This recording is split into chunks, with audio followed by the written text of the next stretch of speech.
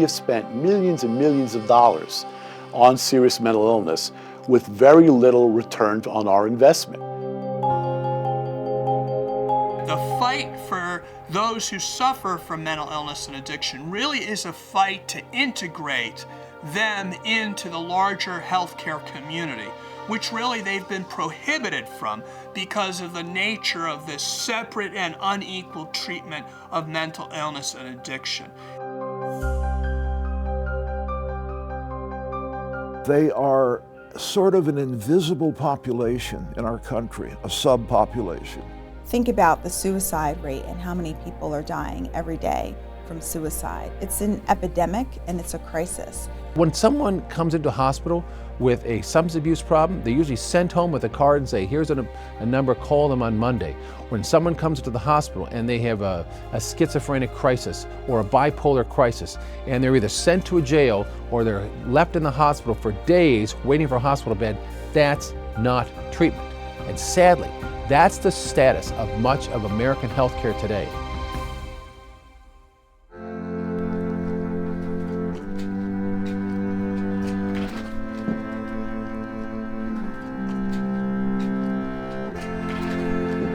When things get really serious, it's life-threatening.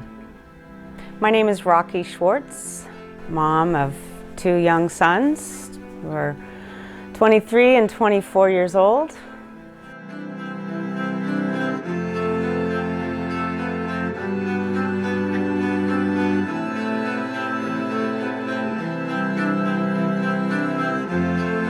Our lives have changed dramatically as a result.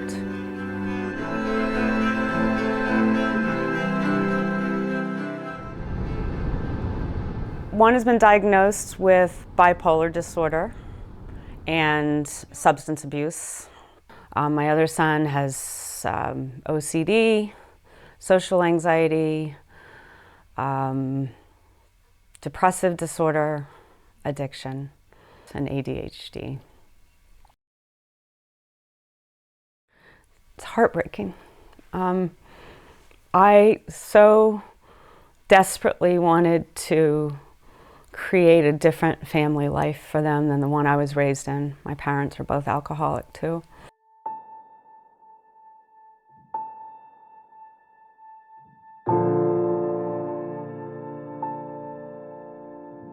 I naively thought that because I'm a sober mom and because they were raised in a really stable environment, that I was going to prevent this from happening. When this first happened, I was specifically asked by one of my sons, tell everybody I have Lyme disease, don't talk about it. So I changed the grocery stores I went to. I changed my routine. I quit walking my dog in the neighborhood because I didn't want to see people. I didn't know what to say. And I was ashamed. I think one of the great tragedies of parents dealing with their mentally ill children is that they feel guilty. If only I could have helped. What did I do wrong?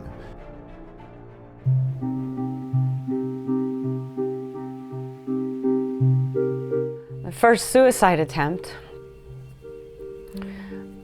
we were fairly new to this. I've become a lot more acclimated to how broken the system is. But after about 7 days in the psychiatric ward, my husband and I met with the doctor and the rest of the clinical staff. And they're aware that the insurance quits paying early on. And they said, don't worry, your son needs to stay. We gave him our Visa card and we said, please don't discharge him until you feel that he's safe. And we'll deal with the insurance company afterwards. And the insurance refused to pay after that day. The doctors kept him another week. We have to get the insurance companies to comply with the Federal Mental Health Parity and Addiction Equity Act.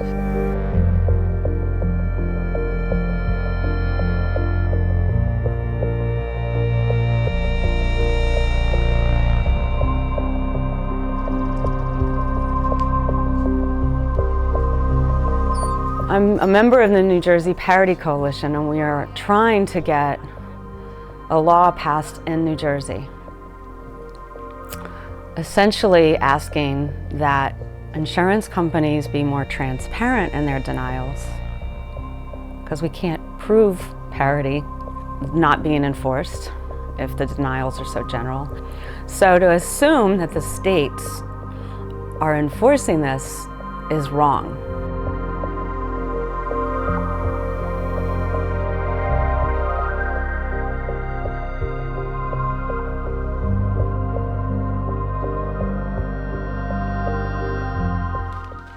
Over the last 6 years, I have lost 7 insurance appeals.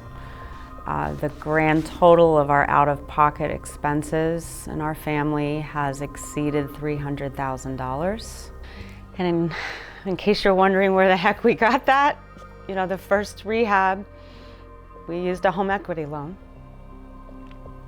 And then we had college savings accounts, and we depleted those. And we've been tapping into our retirement. And this last go round, I swore I would never do it again. But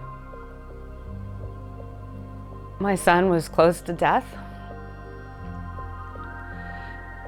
And he'd already lived on the street for 3 months. And at some point I made the decision I would rather spend this money, try to save his life, than pay for a funeral.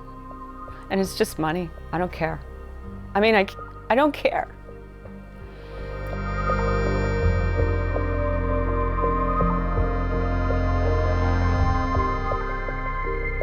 When someone has hit the absolute lowest spot of their life, where they're considering suicide or just giving up, we want access to be instantaneous, not a waiting period of a day or 2 days or even hours, but making sure that we make it easy for them. And that's an area where I want to see us make a lot more progress.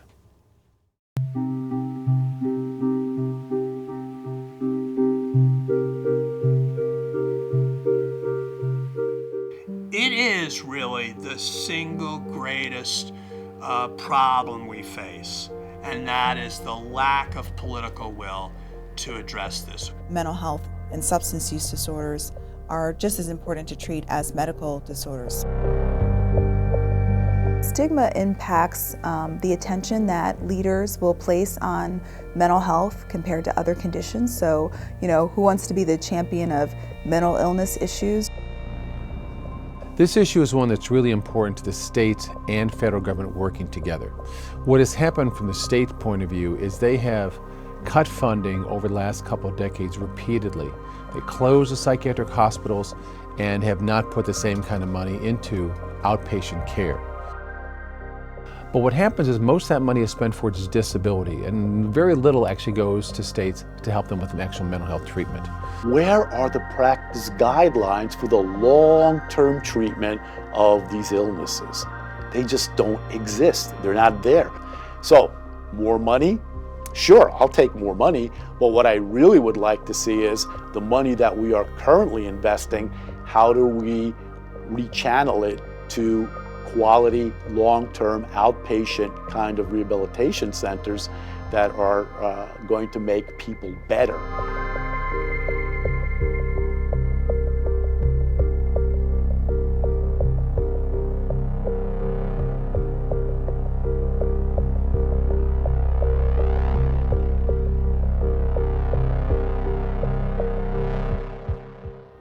A big part of my law, the Helping Families and Mental Health Crisis Act, which was merged into the 21st Century Cures Act, is to do more accountability for parity. So what we've got to do is continue to push insurance companies, hold their feet to the fire, and say, making sure that they understand that not only is it a good idea for that person to get the help, but quite frankly, it is more cost effective to make sure they get help.